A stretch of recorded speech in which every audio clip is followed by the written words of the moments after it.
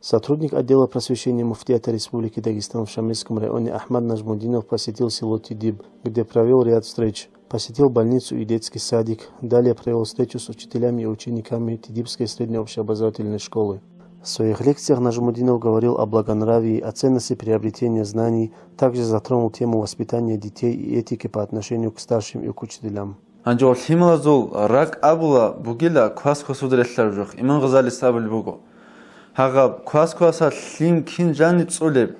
Хагадин жани цулила ол химираллу ракал ол информацияха.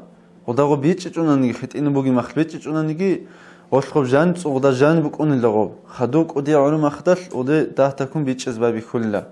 Мисалат линлетса химирал цебе квешот абиат бихизабунани махтал квеша пастубек бихизабунани ол химиралки ударак алколк оди урум ахал. Хабжо хазги хабулибук ан значит бит аржбугинамах. Эл нилхимала цере бишшунк уди воспитани бугузе нилхетсугузда амал далхун бихизаби. Бит саражун нилхетса киан битаниги киан абунаниги нилхетса го хабули хеч ан заманел гозго хатизе хабуларо. Хебгин нилхедал хази кола. لسان الحال أن تقوم من لسان المقال أبلغ. حاليا ما تسيكون كالحالي بقيلا راعبازول ما تصلصين أبن. أيغو نتلت بيخي زبورجو غزدجاني خيكو بسول بقنا